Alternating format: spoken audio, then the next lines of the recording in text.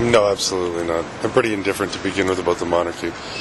To me, it's more celebrity than it is substance, so I barely give it a passing thought.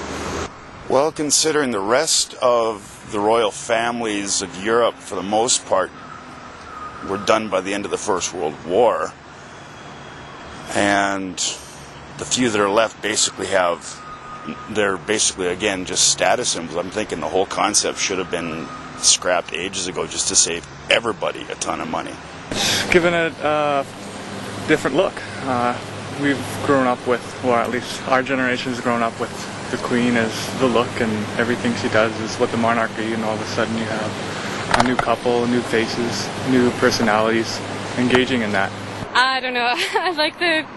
I think it's kind of like a pop craze, you know, it's like when the British Invaders and the Beatles were here. It's kind of I don't think it has very much political essence, it's more of a pop culture influence. I don't think it's changed it too much, but I think the people who like the monarchy enjoyed their visits. I think it put us on the map again. Alberta, it also put the territories on the map. I thought that was a great visit, and going to Slave Lake was incredible. I think they did a wonderful job.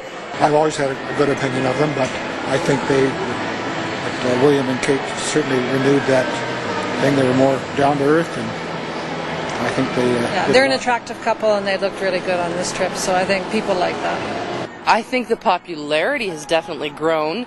I think they see them as a more approachable, younger, not as stuffy. The Duke and Duchess just seem to bring a lot of youth to the monarchy, and hopefully it'll carry forward for a few years.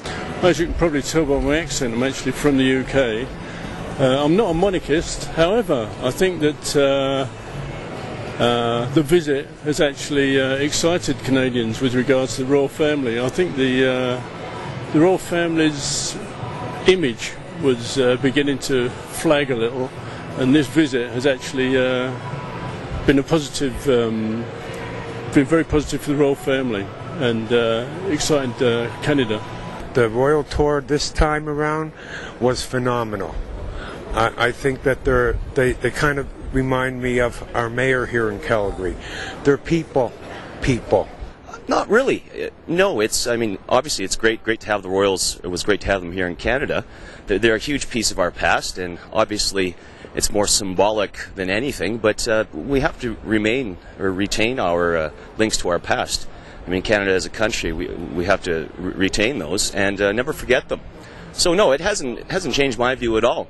But if anything, it's been great, because I think Diana's sons have really carried on her legacy of bringing the royals sort of closer to the people and to reality.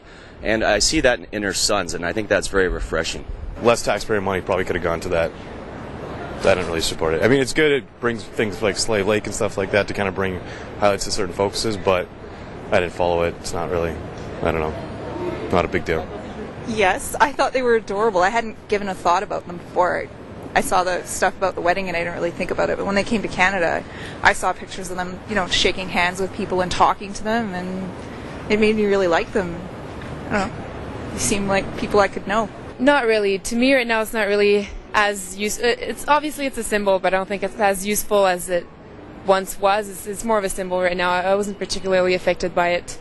I know a lot of people were, but didn't really affect my life, no.